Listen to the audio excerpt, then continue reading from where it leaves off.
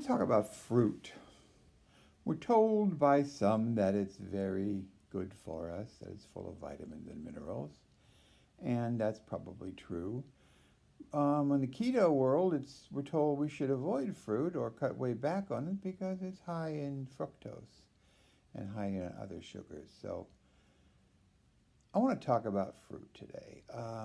First of all, let's talk about what it's made of. It's got vitamins, it's got minerals, it's got trace elements, but it's mostly sucrose and fructose, and it's got more fructose than most foods. So that is the problem with with fruit. Now, one thing, fructose is has a low glycemic index. It doesn't go directly into the bloodstream as a glucose. So some diabetic experts think it's a great thing because you can have sweet stuff and not raise your blood sugar. But that's a pretty simplistic view. We need to look at it a little bit closer. So let's talk about fructose. What fructose does, or rather what it doesn't do compared to sucrose, is that it doesn't go into your bloodstream. As I said, it doesn't raise your blood sugar because it doesn't go in your bloodstream.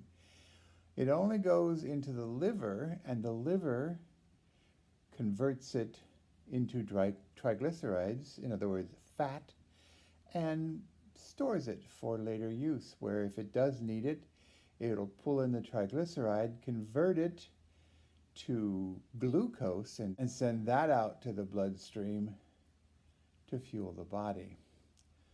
So let's take a look at that. First of all, fruit. Let's look at fruit from an evolutionary standpoint. Fruit, and specifically here we'll talk about berries because that's natural food. Most of the fruit we eat is sort of man-made. But berries in the wild obviously can't move. They're rooted literally to the ground. So how do they spread their seed? They spread their seed by making their seed really attractive to animals. The animals will come along, they'll eat the seed, which is to say the berries, and they'll walk around and eventually excrete those berries, where they'll fall to the ground and take root and grow. Not only do they fall to the ground, but they also fall to the ground wrapped in dung, which is like a little pellet of fertilizer, so they get an even bigger boost on life. And that's how, even though a berry bush can't move, it can plant its seed 5, 10, even 50 miles away and spread its own kind. That's what a plant gets out of making fruit. But now let's look at the animal kingdom. The animals love fruit and will eat it, as I said, and spread it around, as I said. But it's got another evolutionary advantage in the animal kingdom. When you look at animals, let's take, for example, bears. Bears love fruit. They will gorge on berries. And as I said, the berries will make them fat. But if you're a bear and it's autumn, getting fat is a good thing because you're going to spend the whole winter eating nothing. So you need a big storage of fat in order to survive the winter without food. So it's sometimes called seasonal obesity, and it's a good thing. It's an evolutionary advantage. Bears evolved it in order to stay alive through the long, lean periods of winter when there's essentially nothing to eat. Since there's nothing to eat, they don't even try to eat. They go to sleep and they wake up when there's food again.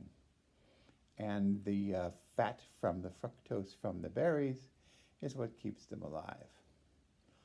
On the other hand, if you're a human being in a modern industrialized society and you can go to the grocery store and get fresh fruit, fresh food, all kinds of food that you need 365 days a year, you don't really want to be storing up fat. You don't need seasonal obesity.